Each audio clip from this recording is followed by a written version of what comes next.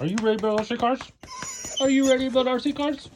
Yeah, you're ready to build RC cars. Okay, let's do it. Me and my mutt here are out late on Saturday night, or Sunday night, sorry. I got switched to night shift, so now I'm going to do a lot of things after I put the kids to bed, because now I got to stay up at the weekend. So my girlfriend loves it. She calls it prep sleep, where basically I prepare to be up all night, because she doesn't comprehend that I have to stay up or else I die while I'm driving home. So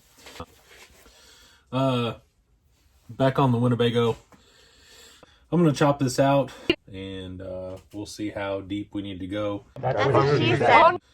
I'm trying to leave as much of the stock frame there as possible, mostly just because of the structural rigidity. So basically I'm going to put you on a time lapse, and I'm going to go crazy with the Dremel.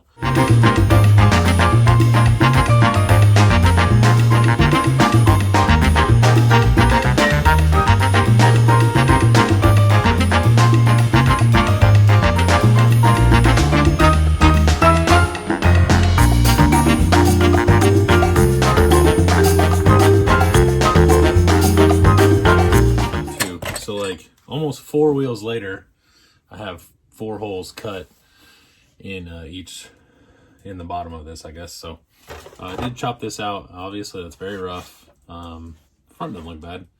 Cut that all out too, but obviously it's very rough. I'm not going to clean it up now and then clean it up again and then continue massaging it and clearancing and stuff like that. I do know that I will have to go a little bit deeper. I'm going to have to actually get in this lip. But I just didn't really feel like doing that right now, right out of the gate. Yeah, see, it's never going to clear. It's wedged in there now. The nice thing is, it fits. I'll be able to get this completely into a roller before this is over. So that makes me happy. Golly, that is stiff. That's what she said. I should be able to put a trailer on it, no problem. It may move.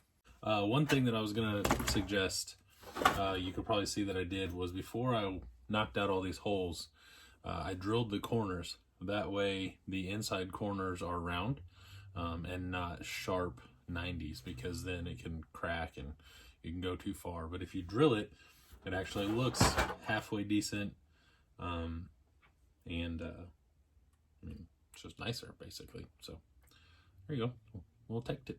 How's that? All right, I'm gonna start marking things out and drilling some holes.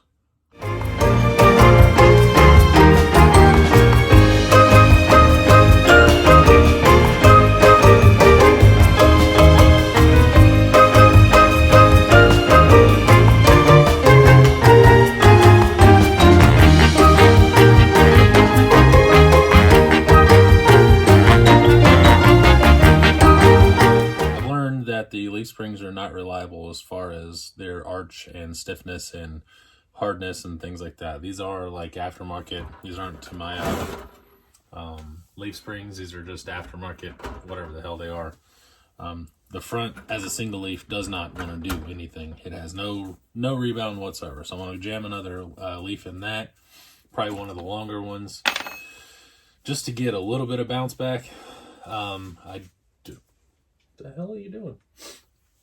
I do think that I may have messed up the front shackles, but I'm going to see if I can make that work.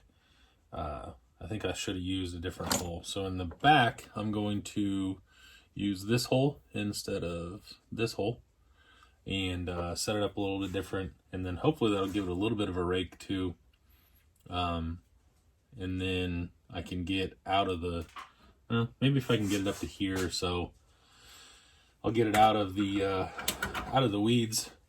Not necessarily like out of the weeds, but I can give it a little bit of a rake. That way when we put a trailer with a crawler or, you know, something on the back of it, when it squats down, it's still level. So I don't want it to be Cali leaning and just squat it out whenever there's something on it, because that kind of looks goofy. So, all right, here's another time lapse.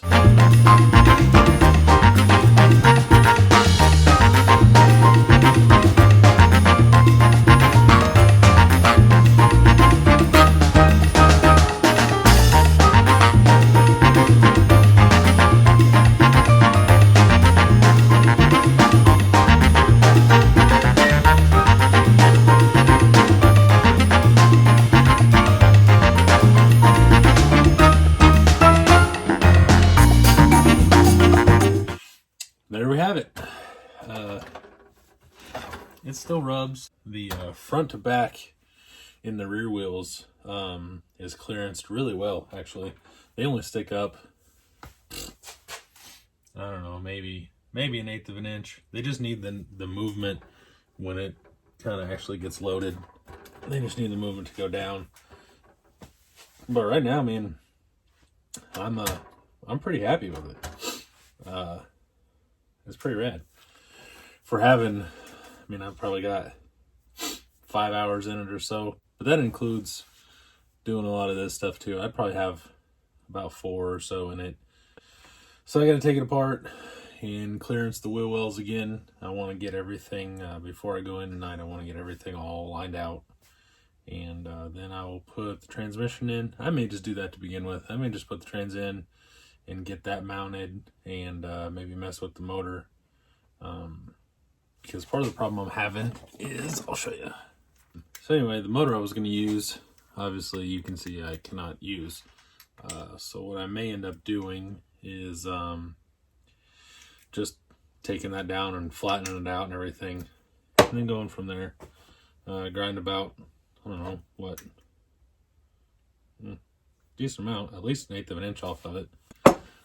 Grind that off to the end because it's already there. And I've already got this. It'll just be pretty easy just to boop, boop, boop, out, boop, boop, you know.